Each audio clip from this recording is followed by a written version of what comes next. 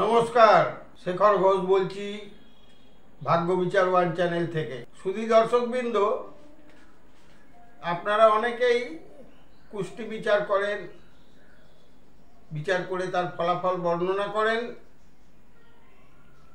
কিন্তু আমি যতদূর জানি, আমার যতদূর বিদ্যা আছে, তাতে নক্ষত্র বিচারটাও অত্যন্ত জরুরি। নক্ষত্র বিচার করলে তার সম্পূর্ণ ফলাফলটা পাওয়া যায়।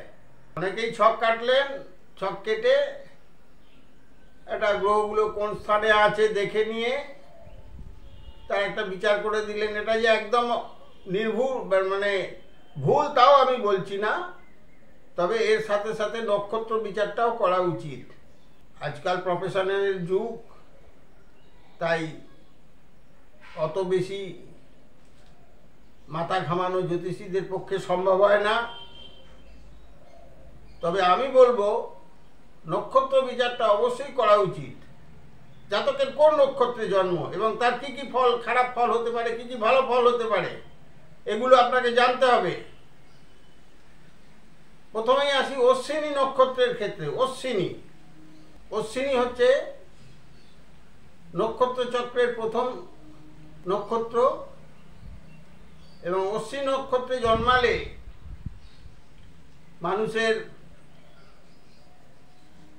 ভালোই হয়, তবে কিছু খারাপ ফলও লক্ষ্য করা যায়, যেগুলো অত্যন্ত মারাত্মক। 8 নম্বর ঘরে যদি অশ্বিনীর প্রভাব থাকে তাহলে মানুষের বড় ক্ষতি হয়। অশ্বিনী নক্ষত্রে 8 বছর এবং 9 বছর, এই দুটি বছর জাতকের পক্ষে খুবই অশুভ থাকে। দুর্ঘটনাযুক্ত হতে পারে, এমনকি মৃত্যু পর্যন্ত হতে পারে। এই 2 বছর নানা রকম রোগ ভোগেও কেটে যেতে পারে। পড়াশোনায় বাধা আসবে। এগুলোকে নিশ্চিত করতে হবে এবং দেখতে হবে, নক্ষত্রে বিচার করে দেখতে হবে। সেই অনুযায়ী যে জ্যোতিষী দেখবেন তিনি প্রতিকার করবেন, তার প্রতিকার দেবেন।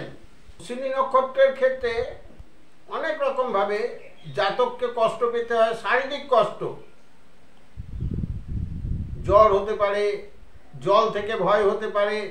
এগুলো এক একটা বর্ষের সময় হতে পারে, যেরকম 9 বছর, 10 বছর, 11 বছর, 12 বছর, এরকম বয়সে এদের এগুলো অসুবিধাগুলো হবার সম্ভাবনা প্রবল থাকে। আপনারা ব্যাপারটা কোনো ভালো জ্যোতিষী যারা এইসবগুলো নিয়ে আলোচনা করে এবং হস্তরেখা বিচার করে তাদের দেখাবেন। দেখিয়ে যদি অশ্বিনী নক্ষত্রে জন্ম হয় তাহলে,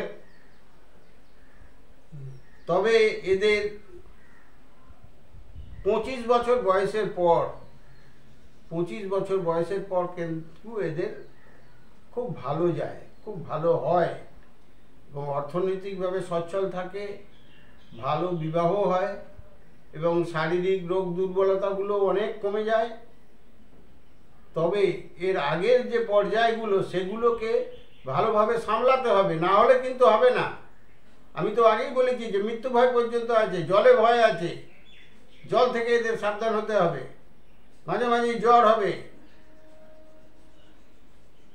এই জন্যে অশ্বিনী নক্ষত্রে জন্মের ক্ষেত্রে আপনারা সতর্ক হবেন।